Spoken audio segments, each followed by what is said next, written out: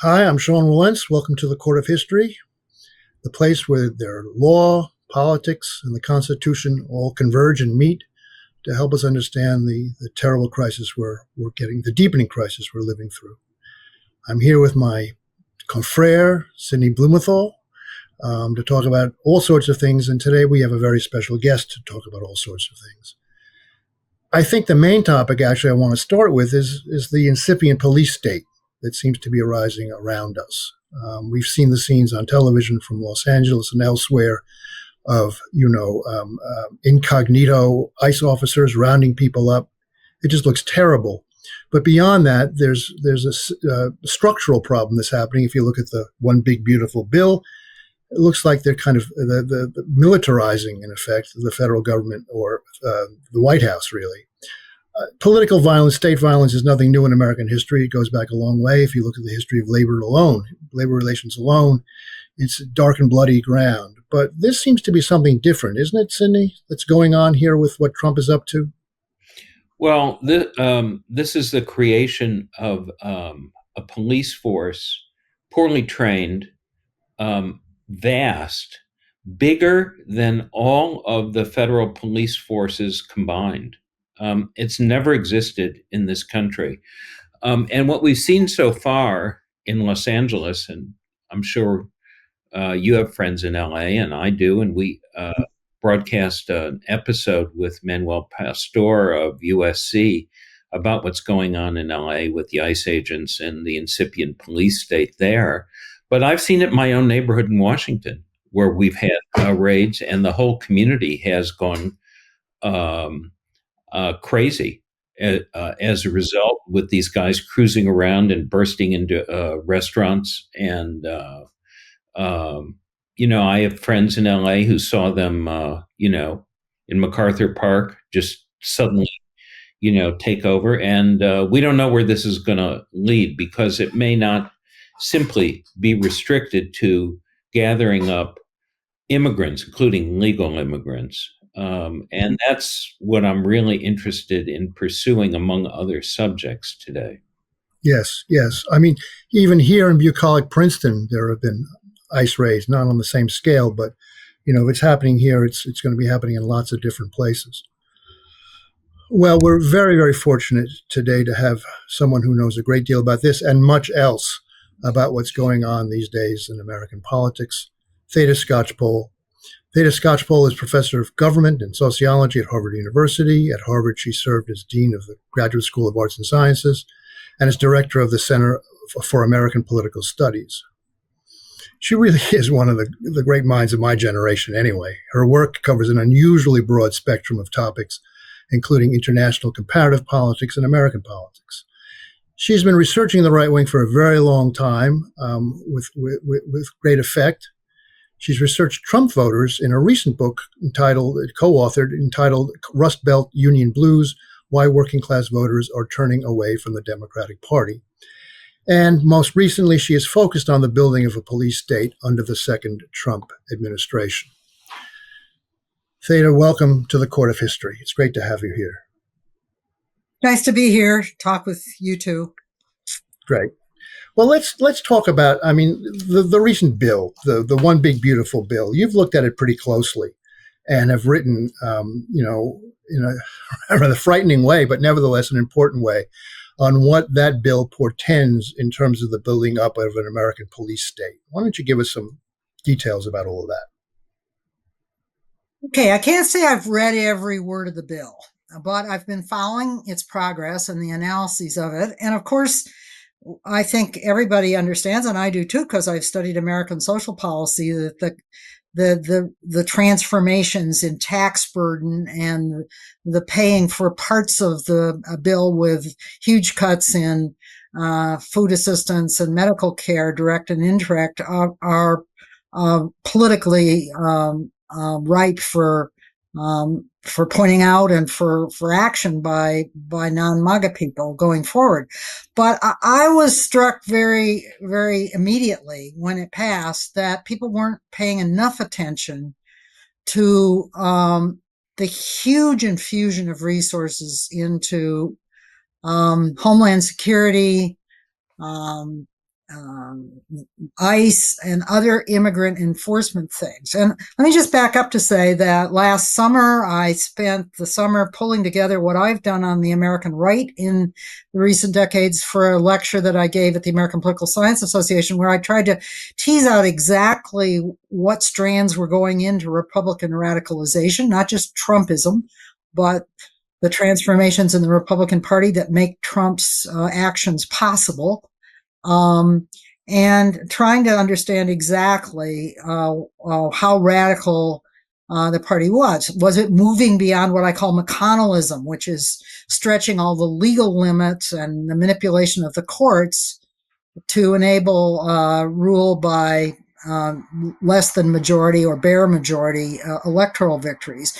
And I came to the conclusion before Trump won that yes, it was going beyond that, that there was an increasing countenance of threats of violence and of internet broadcast threats against public officials.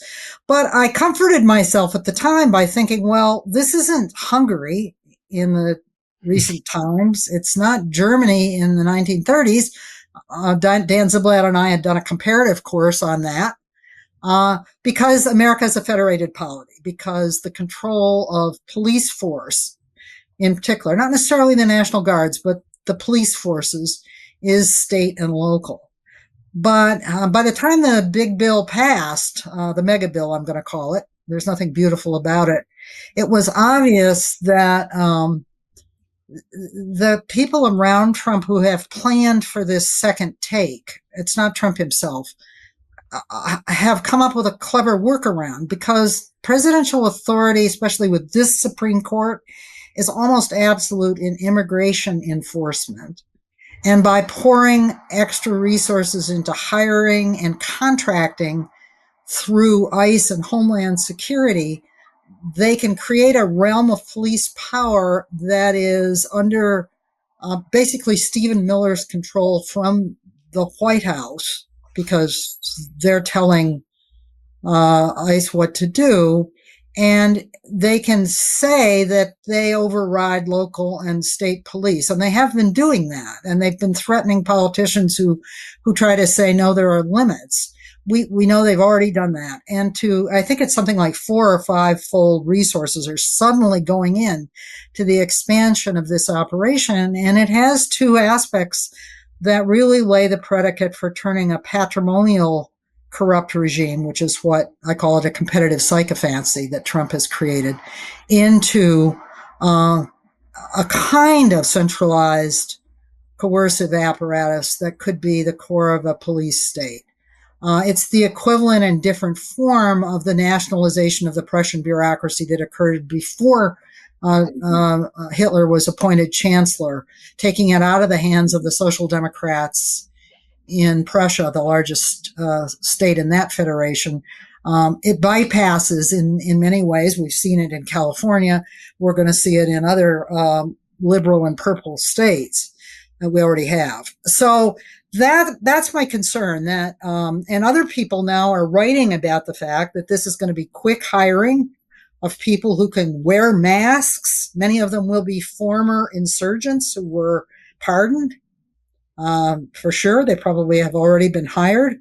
They will be ill-trained. They will be people who are attracted to the idea of unlimited power over migrants. But I just think we've seen a pattern with both the Republican Party over the last decade and with Donald Trump himself and those around him of stretching everything from point one to point two.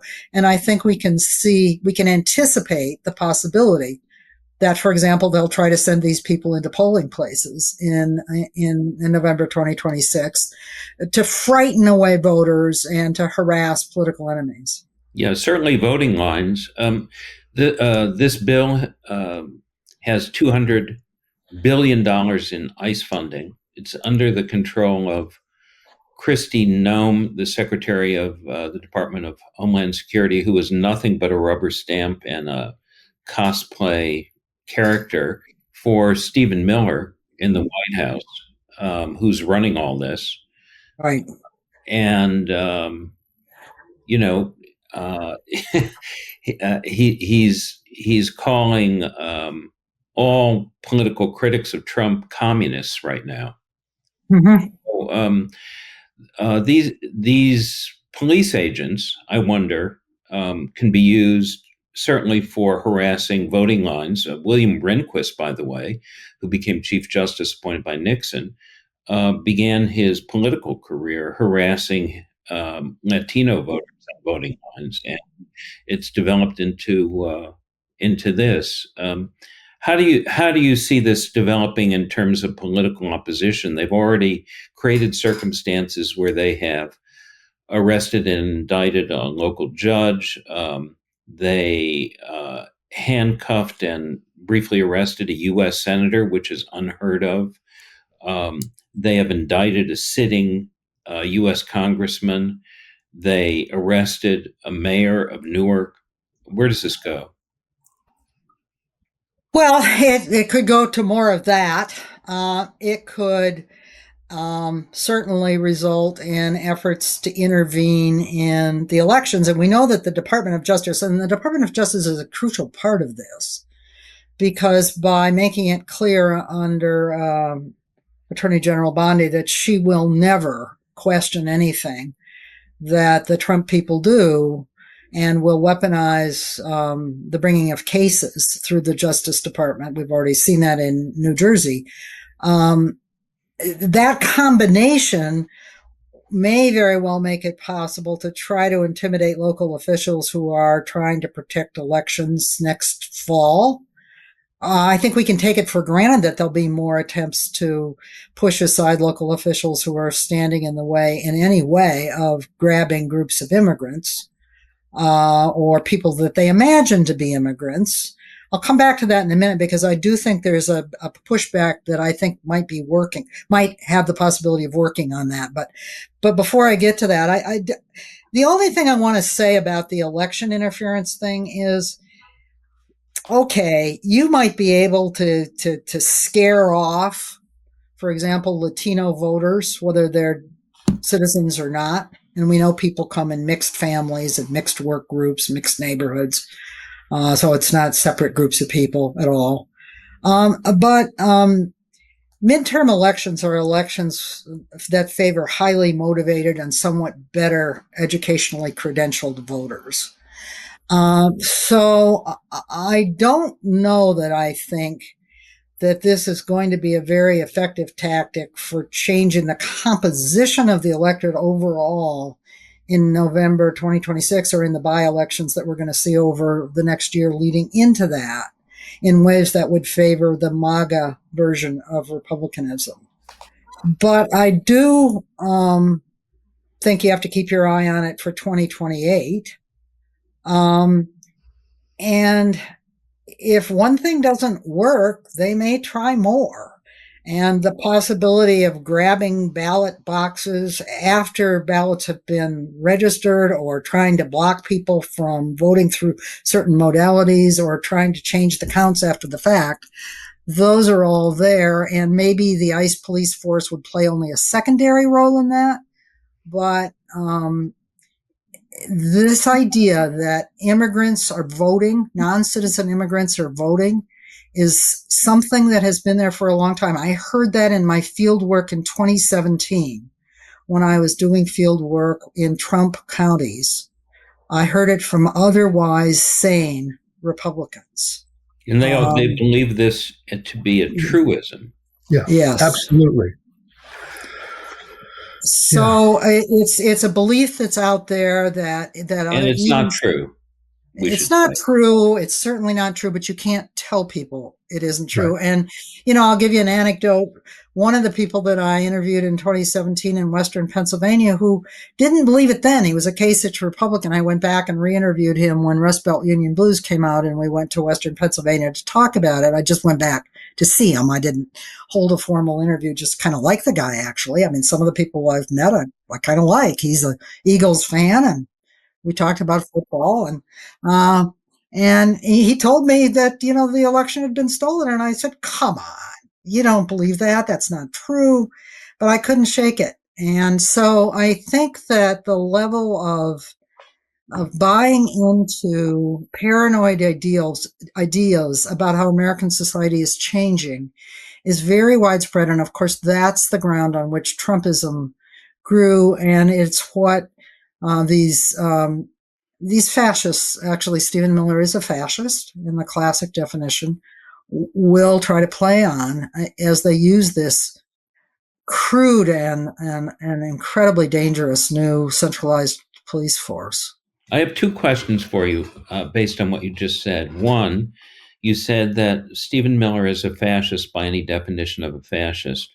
What is your definition of a fascist? And two, you discussed the role of conspiracy theories in the belief systems of MAGA followers. And I wonder your take on the Epstein phenomenon that's recently exploded. But first, definition of a fascist. Fascist, yeah. Well, a fascist is really someone who tries to stoke and manipulate intergroup hatreds to justify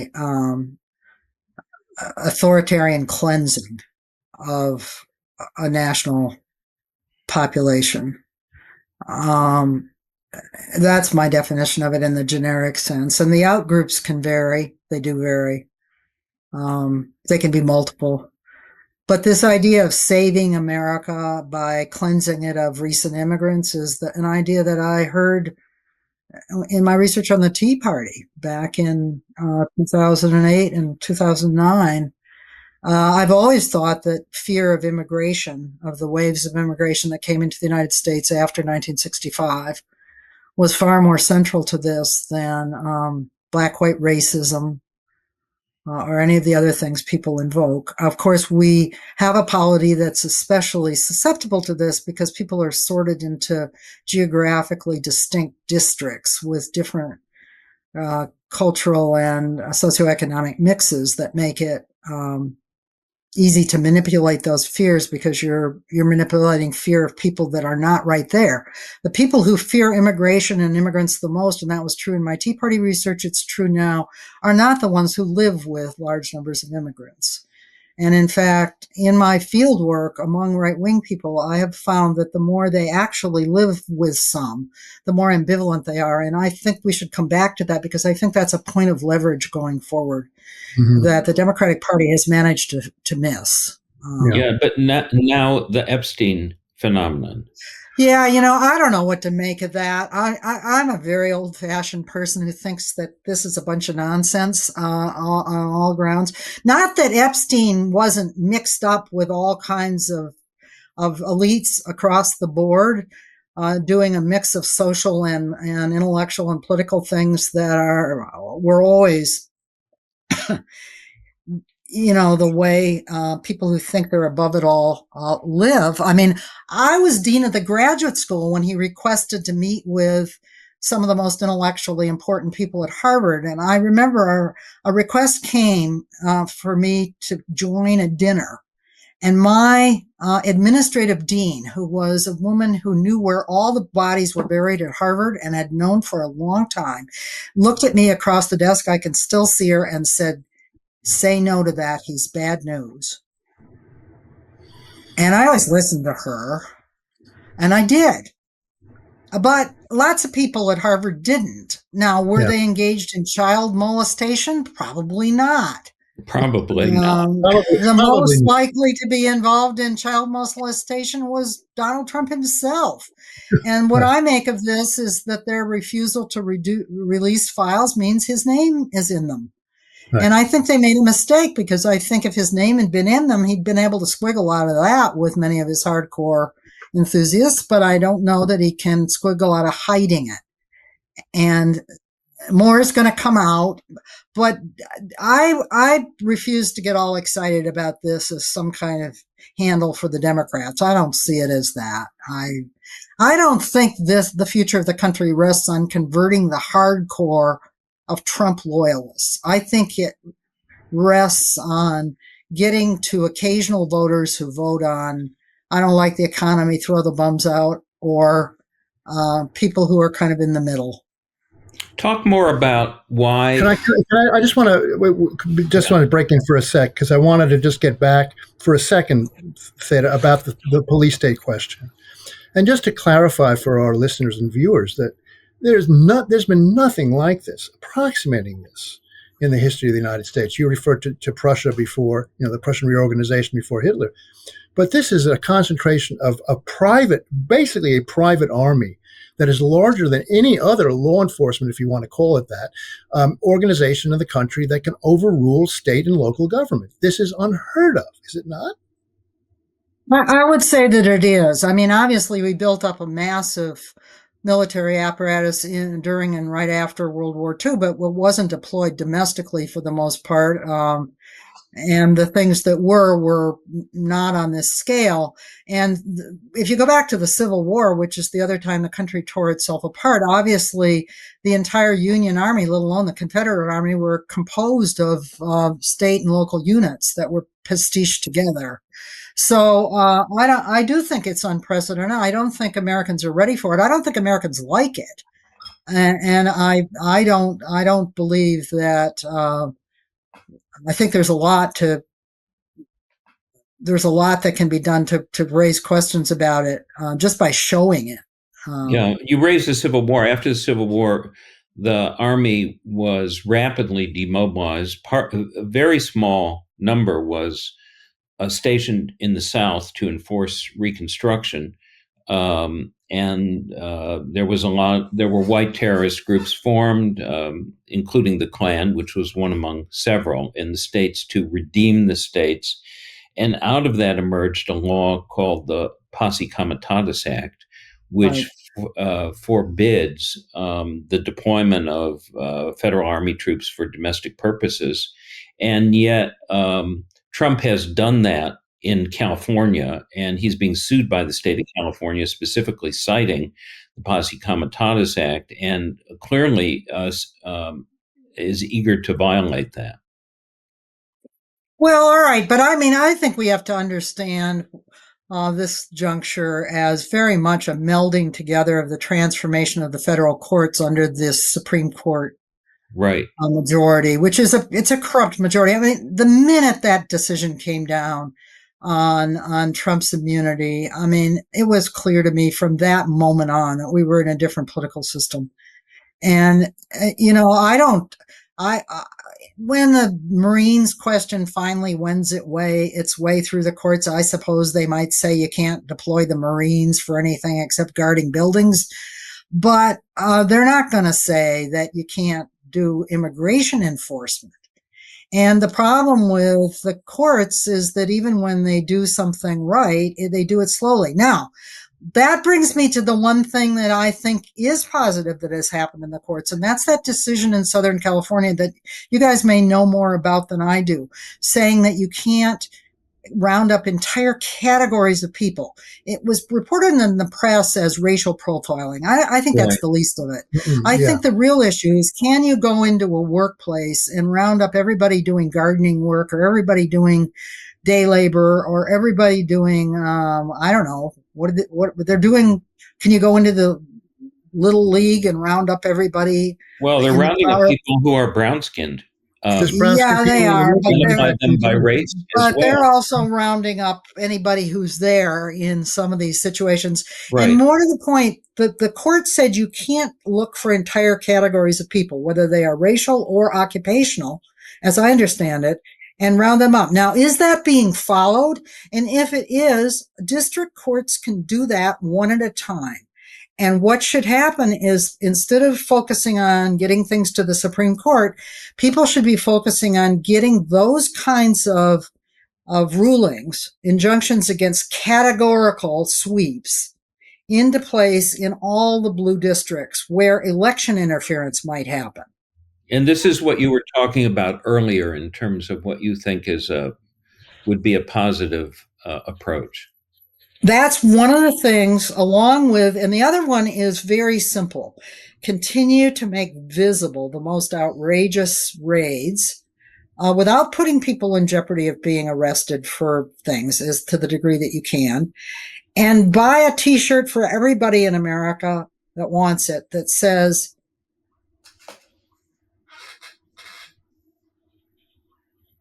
I'm forgetting the phrase, save us from evil, or what's that Christian phrase? Yes, Yeah. And people have got to get over this Jewish, non-Jewish thing and talk in Christian terms to reach mainstream Americans who are going to think this is the Catholic Church is the one organization that is beginning to stand up. Is the Catholic Church Yeah, the bishops, progressive on abortion, on gender? No, it is not. But so what? It's progressive on the issue of fairness to immigrants. Save us from evil. Put it on every t-shirt. Let people spread that along with pictures of whatever depredation has happened in their community. I mean, I go to a diner every morning. I heard about an entire paint crew being picked up on the way to the job in Cambridge, taking the $2,000 that the small business owner had given them to buy supplies with him. They rounded them all up. They rounded up somebody that my hairdresser knows who has 2 little children. Her husband was taken away and she's left with children. Tell those stories, but save us from evil. That is the message to get out there. So that kind of popular campaign, really just getting things around and then combine it with very targeted legal actions to block categorical roundups in blue and purple areas.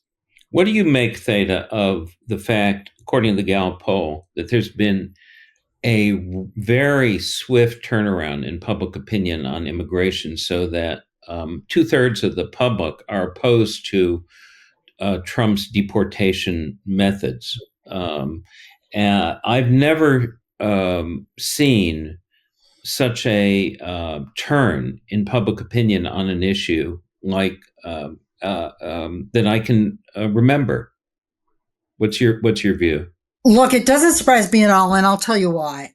I think that across the board, and this includes the Democratic Party and groups around it, that we have been misreading public sentiment on, quote, immigration, unquote, for quite a long time. I'm going to tell you a story first. One of the 8 counties that I visited during the first Trump administration was on the far west of Wisconsin. Very Republican area where they had always been voting for Republicans. They still vote for Republicans. Many of them were Trumpers. Others were just fellow travelers. One of the wild counties. They're called. No, it's not wild. It's actually pretty normal people. But I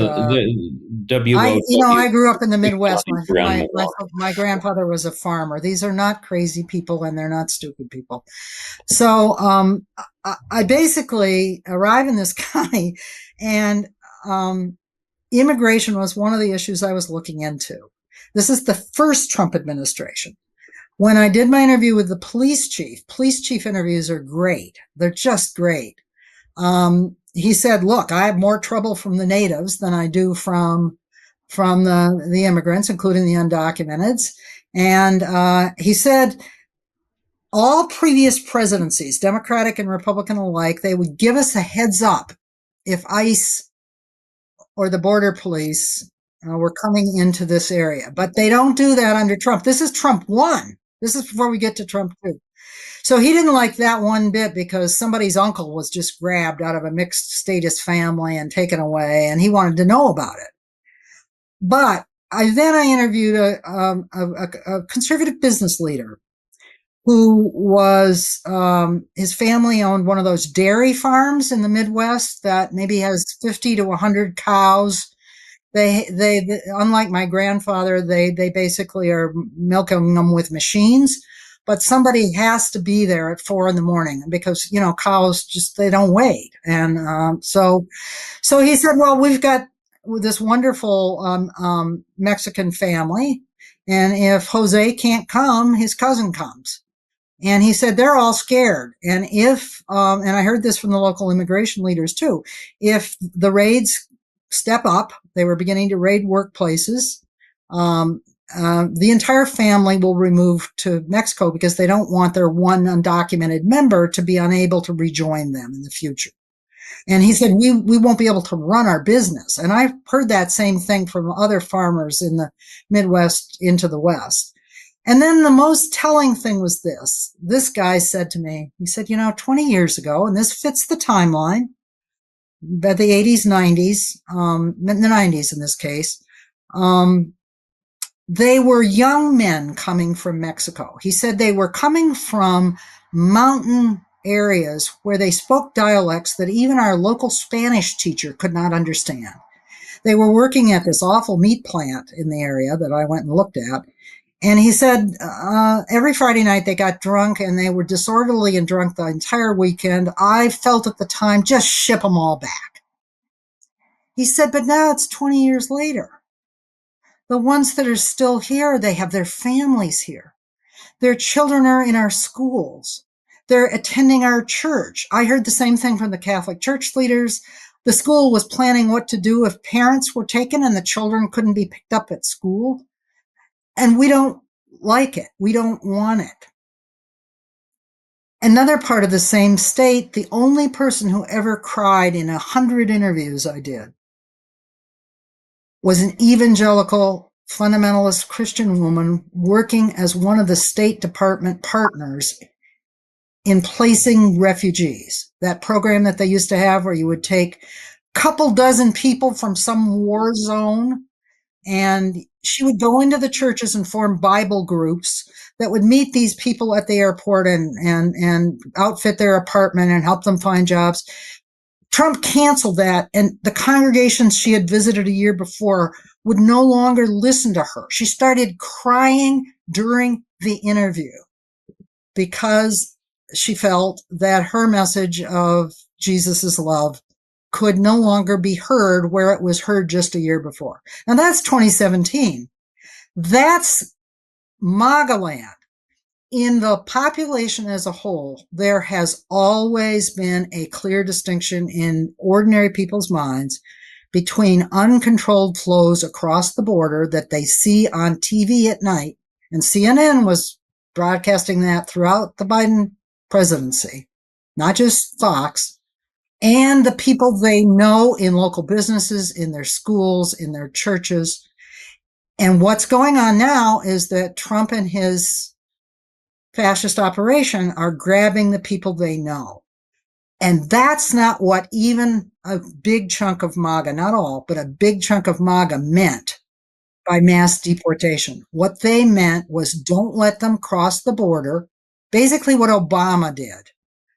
Make sure people who have committed crimes, particularly violent crimes, or have freshly crossed the border unauthorized are out of here. That's what people want. That's what the Democratic Party should be talking about. That's what Joe Biden and Kamala Harris should have done in year 1, not in year 3. And that's what both parties are mixed up about now. So we're seeing that distinction come out, and it's right there to be understood and acted upon. Yeah, you said in terms of the Democrats making appeals that you think they shouldn't appeal necessarily to Trump voters, but to other voters, other swing voters. You appeal to everybody, but you don't spend a lot of time imagining that you're going to convert the most hardcore. The people you have in mind are the ones who hear things indirectly, who express concerns. You talk in everyday language with them about the economic issues and about the migrants they know who are being grabbed that are good people that deserve to be here. I don't know. To me, it's not rocket science, but sometimes it feels like it's rocket science. I think we have to fire all these pollsters. And I like Stan Greenberg, but you don't really find out what people are thinking or how to talk with them. And I say with them, unless you are in natural networks. You can't put together focus groups where nobody's with peers. You have to have a better way of understanding where people are at and what you can talk about. But there's plenty to talk about because these MAGA folks in the White House are going overboard big time. Yeah. So I'm not the least bit surprised that even in the polls, which I think are incredibly crude, you're beginning to see changes now. Yeah. A question about this, the lecture that you gave, the James Madison lecture, which is really, you mentioned it earlier, and talking about the radicalization of the Republican Party, which you've been studying for a long time. Um, what from what you learned there, what you talked about there, would also help us understand, what the Democrats should do, how we should approach this problem? In other words, the background. What light does that throw on what the situation that we're in? Well, both for what I wrote last September and what I've seen since Trump took office. I mean, it's incredibly discouraging to see American elites crumbling one after another. Mm-hmm. I mean, I pinch myself sometimes and I say, well, Theda, why should you be surprised? David Vogel, who's a political scientist at Berkeley, once wrote an article called, I think, Why American Capitalists Distrust Their State, in which he talked about the fact that American capitalists get all kinds of things from the state, but they're never willing to accept even the slightest concessions. And Adam Bonica has now got some great stuff out there about how the wealthiest Americans are all anything for a marginal tax cut. They'll throw over everything, including the conditions for their own prosperity. But I do think we need to recognize that we have a capitalist class now that doesn't care about national solidarity, that does not care about average Americans. I mean, Chrystia Freeland, interestingly enough, wrote about that in her book years ago, where she said, it was one of the best books. The woman who's now in Canada, she was an American journalist, and she wrote a book where she talked about the fact that the emerging post-World War II generation of wealthy Americans saw themselves as global actors and looked down on middle-class Americans, saw them as lazy, saw them as stupid, manipulable, and expendable. Now, the Koch network people, and they're still there, they just wrote an op-ed in the New York Times, wasn't it? Or was it the Post? Saying you got to have immigrants to build economic growth. They're not on board with the immigration stuff, but I remember the Koch network member I interviewed in 2019 probably. And he says, I said, you've hired a lot of immigrants in your company. What do you think of this on the Trump side? And he said, well, I don't like it, but it's what his base wants. And I think he's the best president for business we've ever had. I think that attitude is very clear. And then when you look at other institutions led by professionals, including our own universities, what you see is everybody thinking about their immediate institutional and professional interests. Right. This is America's glory, and it's America's weakness. We hustle, we compete, we get ahead. And we can't see beyond the end of our noses when there's a collective threat. I'm proud of what Harvard is doing so far, but I expect them to cave at any moment. So I hope not. Yeah. But the law firms have been shameful. Egregious. Those that have caved. Yeah. And so, I mean, we're in a situation where we can't count on, forget the Republican Party. I mean, it's a goner for quite a while. We can't count on civil society institutions to stand up, even for their own medium-term interests. So, Theda, you're a scholar of comparative politics and a historian as well. Where have you seen this kind of collaboration of elites with fascism in the past? France, the fall of France, the Third Republic, the rise of Nazism, Italy under Mussolini. What's your sense of comparative politics here? Yeah, I mean, it was really chilling to read about.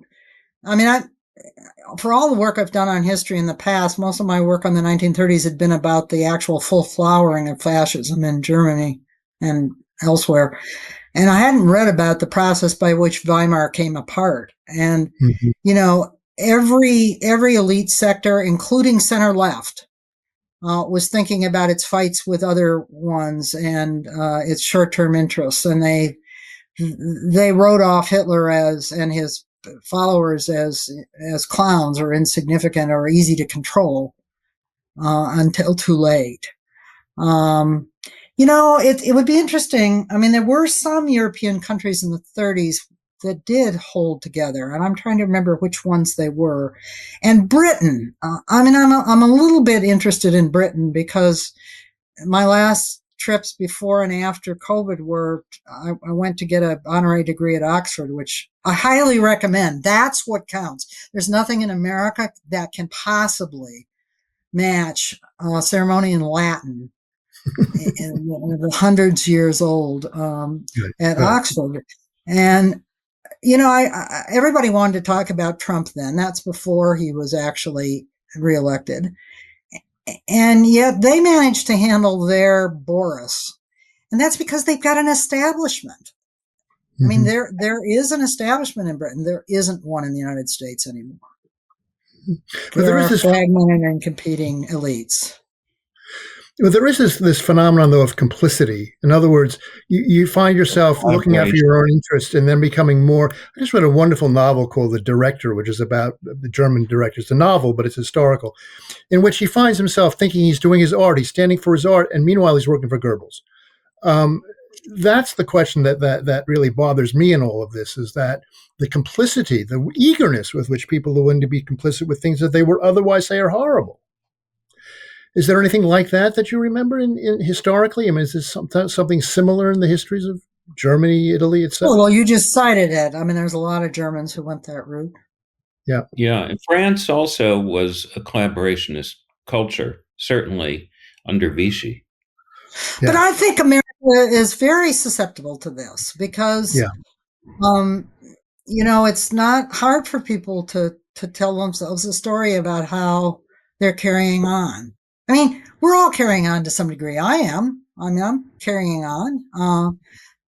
It's just, and I'm, tenured professors at the end of their career. What are they going to do to me? I mean, I've arranged for people to take care of the cats if I'm taken off, and that's about it. I mean, but I understand why people feel they have a lot to lose, why they also. What I wrote in my Madison lecture was that the Republican Party had gotten on board for the most part because they decided they had a lot to gain. I think most of them have actually positively signed on to the idea that they can get the contracts they want, the career opportunities they want, get around voters. I mean, remember, much of what's happening with Trump and his immediate circle is old-fashioned patrimonial corruption. Yeah, it's really getting those. Well, we've gone far beyond, Sicily here. A mafia, a mafia family, a mafia state, right? Yeah, and that's attractive. I mean, and think about here's another tactic that people who want to resist should use. Instead of trying to stop ICE raids altogether, which I don't think is going to be possible, and it's dangerous for people. I think going after those who supply the materials to build the concentration camps, just the way Tesla was targeted. In other words, try to find out who's trying to supply the supplies and who's going to build these camps if they're rounding up all the construction workers. Alcatraz was built by major Republican contributors, and there's nothing more corrupt than these no-bid contracts that have been given to these contributors straight out to build these little concentration camps. If the Democrats can retake the House of Representatives, they have to play hardball fiscally. Will they? I don't know. Yeah. Well, we're almost at the end. We have to come to a conclusion. Is there anything else, last thought, Theda, that you wanted to share with us in terms of all the things we've been talking about? Is it something to wind us up? Well, okay, I don't think this is over yet. I think we're at the early stages of building this kind of sweetheart contract police state operation. And I think a deliver us from evil, that's the phrase, that should go on the T-shirts and the publicity, the court cases to try to limit categorical roundups, the concentration on election protection in all of the jurisdictions where people are going to have to be able to vote freely over the next 2 years. And then if you want to talk about the fiscal core of the big bill, just say, we'll cut the subsidies to the police state and transfer it to Medicaid. Keep it simple. Don't go into a lot of policy details. Just keep it simple. Well, no police state, yes medical care. With that very wise advice and slogan, deliver us from evil, every T-shirt in America. I want to thank you, Theda, for a wonderful conversation. This has been most illuminating. And thank you all, Sid. See you again for Sidney, Bluementhal, Sean Wilentz, for the Court of History. See you next time. Can't get your fill of Legal AF? Me neither. That's why we formed the Legal AF Substack. Every time we mention something in a hot take, whether it's a court filing or a oral argument, come over to the Substack. You'll find the court filing and the oral argument there, including a daily roundup that I do called, wait for it, Morning AF. What else? All the other contributors from Legal AF are there as well. We got some new reporting. We got interviews. We got ad-free versions of the podcast and hot takes. Where? Legal AF on Substack. Come over now to free subscribe.